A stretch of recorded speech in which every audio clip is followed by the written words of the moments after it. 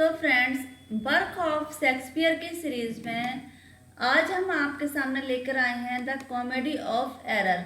ये history player से निकलकर एक कॉमेडी है और जो स्टार्टिंग के टाइम में लिखी हुई कॉमेडी है। परफॉर्म हुई थी 1592 और 93 में। इसकी सेटिंग हुई थी यूफिसस में और इसके जो सोर्स हैं वो है एम्फिटेरियो एंड मीनाचामी बाय प्लोटस। प्लोटस के जो वर्क है एम्फिटेरियो और मीनाचामी, वो इसका सोर्स है। जनरा इसका कॉमेडी है। सेटिंग यूफिसस में हुई थी। जरा आप जितने भी प्ले पढ़ रहे हैं ना, इनकी सेटिंग जरूर याद करना, क्योंकि सेटिंग भी पूछा जाता है और सोर्स भी पूछा जाता है। इसीलिए मैंने हर वीडियो में सेटिंग और सोर्स की और जनरल की उसकी विशेष आपके सामने चर्चा की है। तो परफॉर्म हुआ था 1592-93 में। फ्रेंड, मैंने एक केवल शेक्सपियर के वर्क की ही वीडियो बनाई थी जिनका टाइम पीरियड दे रखा था।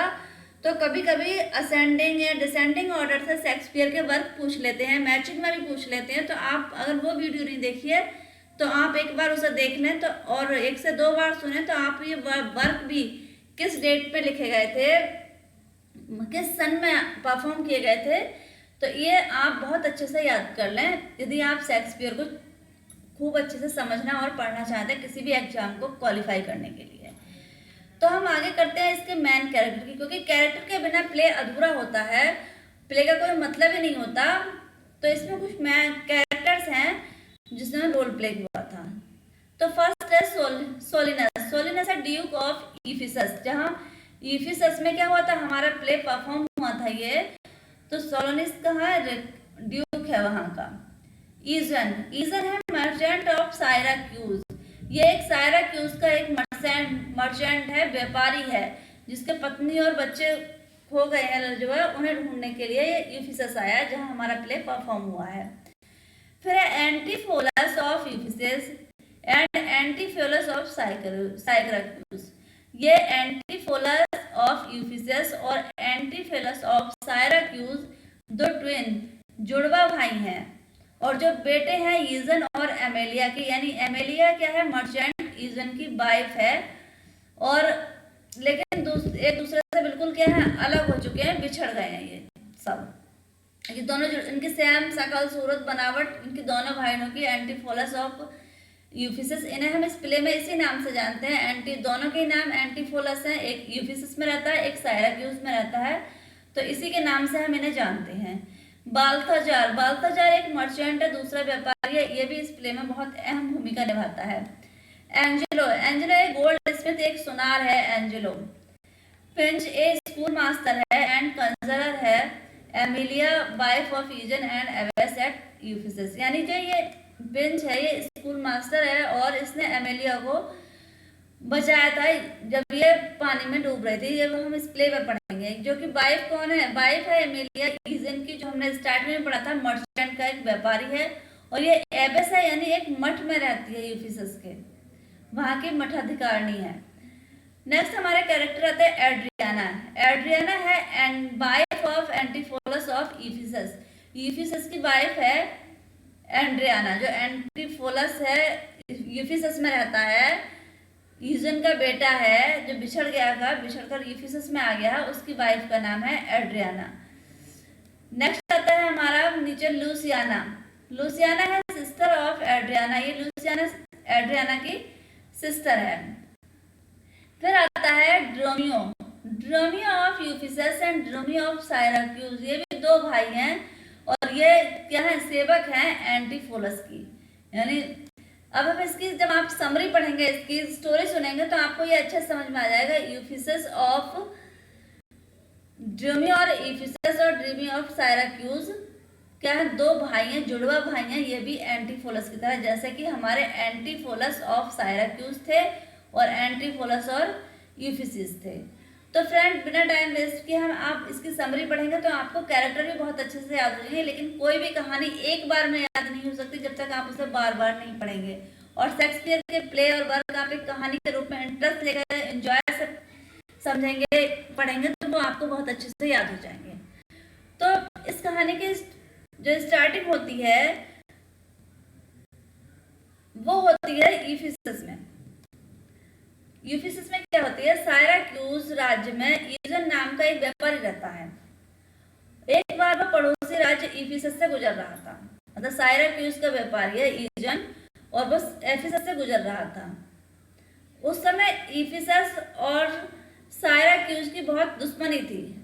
दोनों के नागरिक एक दूसरे के राज्य में नहीं आ जा सकते थे, अपने अपने राज्य में रहते थे। अगर वो आ जाते हैं तो उन्हें पनिशमेंट किया जाता है।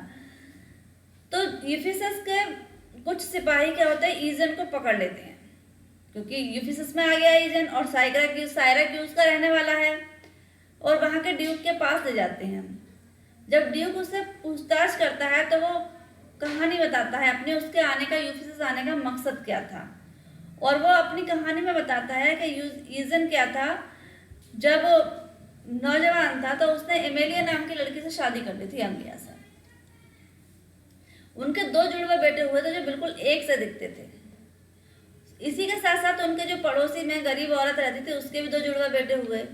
तो ईजन ने उन दोनों जुड़वा बेटों को खरीद लिया ताकि वो अपने बेटों के उन्हें सेवक बना सकें। अब ये कहानी बता रहा है ईजन ड्यूक को इफिसस के। एक दिन सारा परिवार एक जहाज से यात्रा कर रहा था, और तभी क्या होता है, समुद्र में तूफान आता है, उनका जहाज नष्ट हो जाता है, जिसमें पति पत्नी एक दूसरे से बिछड़ जाते हैं। एक बच्चा और एक सेवक ईजन के पास, और दूसरा बच्चा और सेवक एमलिया के पास रह जाता है। फिर ईजन बच्चों सहित वापस साइराक्यूज पहुंच जाता है।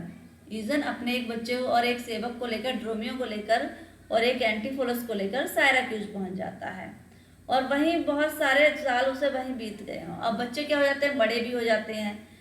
ईजन का जो बेटा है वो साइराक्यूज में रहता है, जो ईजन के साथ रहता है, तो उसे हम जानते हैं इस प्ले में एंटीफोलस ऑफ साइराक्यूज। और दूसरा बेटा इफिसस में रहता है, तो उसे उसका नाम से हम जानते हैं एंटीफोलस ऑफ इफिसस। ये पूरे प्ले में इसी नाम से जाने जाएंगे दोनों बेटे और इनके सेवक भी। जो साइराक्यूज का सेवक है वो ड्रोमियो ऑफ साइराक्यूज है, और जो इफिसस का सेवक है वो ड्रोमियो ऑफ इफिसस है। और इन्हीं के बीच जो कन्फ्यूजन होता है उसी से ये कहानी को कॉमेडी बनाया जाता है। तो एक दिन जब ईजन का बेटा एंटीफोलस ऑफ साइराक्यूज उससे कहता है कि उसे ड्रोमियो को ऑफ साइराक्यूज के साथ पड़ोसी राज्य में इफिसस को जाकर और माँ को ढूंढना चाहता है, यानी वो अपने भाई को ढूंढना चाहता था जो साइराक्यूज में रहता था। कहाँ जाकर ढूंढना चाहता था, इफिसस में ढूंढना चाहता था।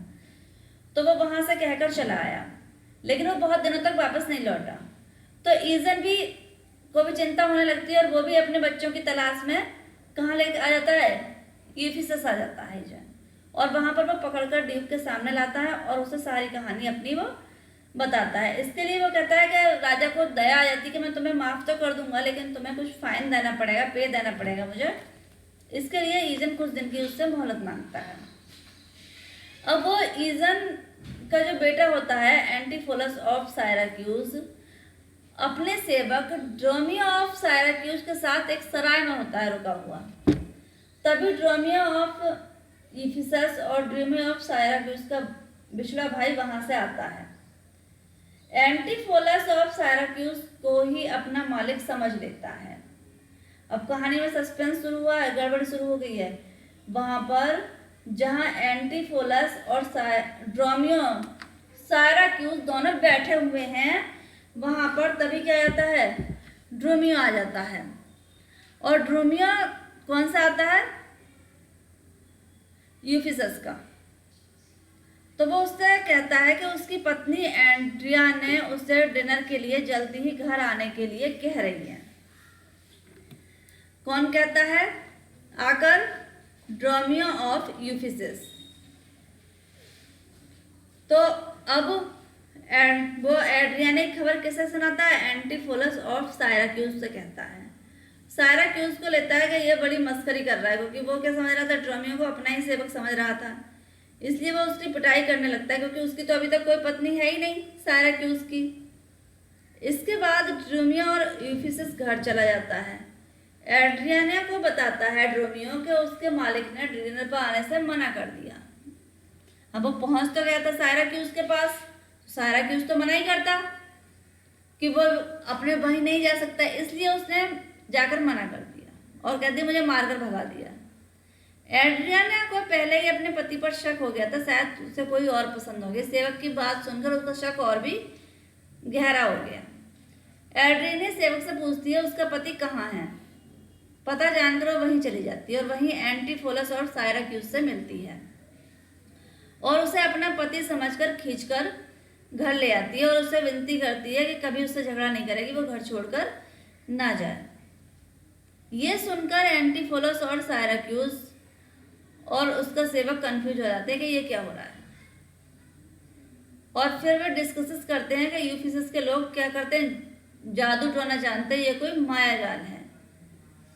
वे जादू के डर से एड्रियाना के साथ उसके घर तो चले जाते हैं और वहां पर डिनर करते हैं, लेकिन तभी क्या होता है, ड्रीमियो ऑफ साइराक्यूस को घर के बाहर खड़ा कर देता है। ड्रीमियो ऑफ साइराक्यूस को घर के बाहर केवल कौन जाता है, एंटीफोलस ऑफ साइराक्यूस जाता है डिनर करने के लिए और साइराक्यूस को घर के बाहर खड़ा देता है। एड्रियाना उसे सख्त हिदायत देती है किसी को भी घर में नहीं आने दें।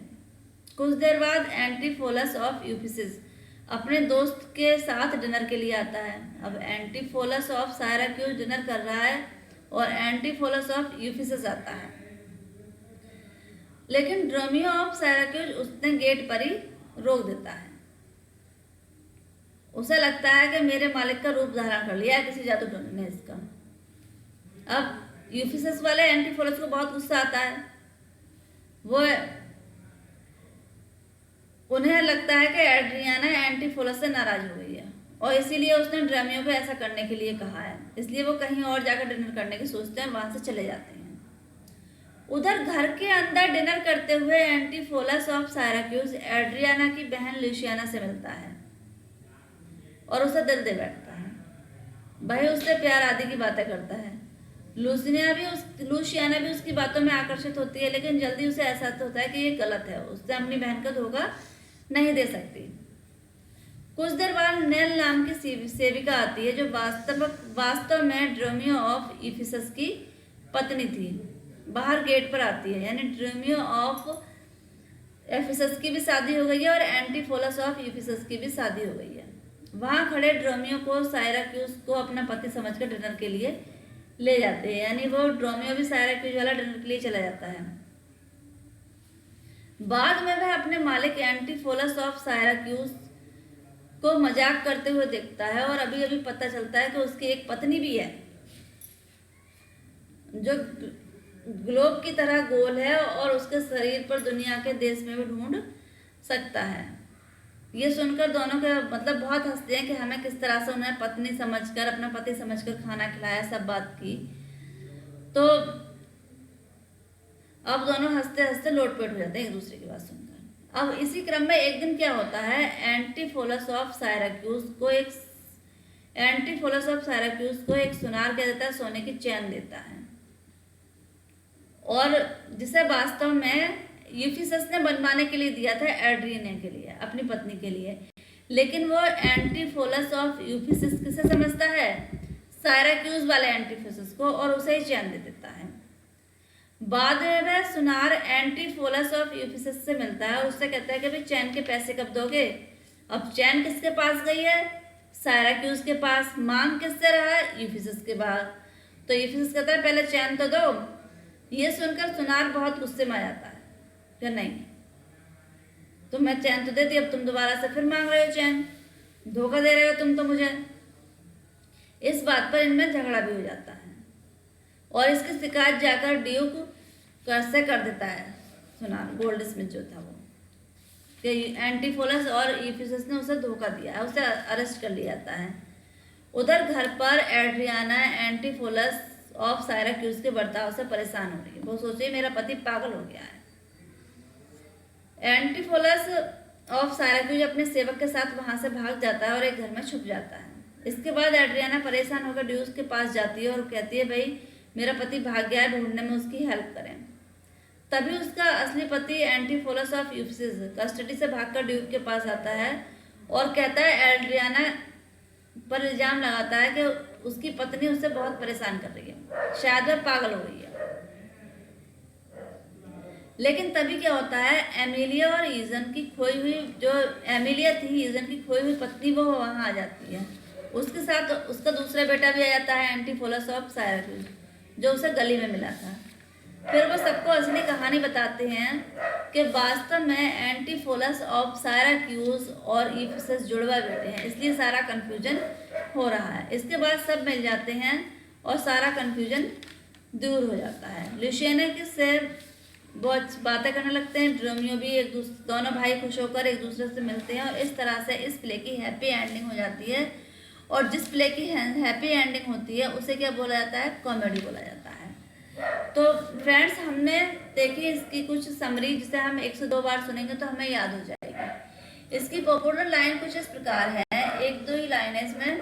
To the world I am like a drop of water, that is an ocean seeks another drop, who falling there to find his fellow forth unseen, inquisitive confounds himself। ये लाइन बोली थी एंटीफोलस ऑफ सायराक्यूज ने act 1 scene 2 में। तो friend, इसकी यही line है, आपको बहुत अच्छे से याद कर लेनी है। ये like a drop of water से भी आप याद कर सकते हैं। किसने बोली है, एंटीफोलस ऑफ सायराक्यूज ने बोली है, एक्ट 1 सीन 2 में बोली है। तो इसी तरह की वीडियो पाने के लिए आप चैनल को सब्सक्राइब करें। अगले नेक्स्ट वीडियो में हम मिलते हैं एक नई कॉमेडी या ट्रेजेडी के साथ, जो सीरीज वाइज, ये आपको जितने भी प्ले दे रही हूँ मैं सीरीज वाइज परफॉर्म के अनुसार दे रही हूँ, जिस तरह से ये परफॉर्म हुए थे ओनली हिस्टेरिकल प्ले को छोड़कर। तो नेक्स्ट हमारा प्ले हो सकता है ट्रेजेडी टाइटस ऑफ एंड्रोनिकस, उसकी समरी के साथ हम मिलेंगे आपसे नेक्स्ट वीडियो में। बने रहिए चैनल पर, चैनल को सब्सक्राइब और शेयर कीजिए।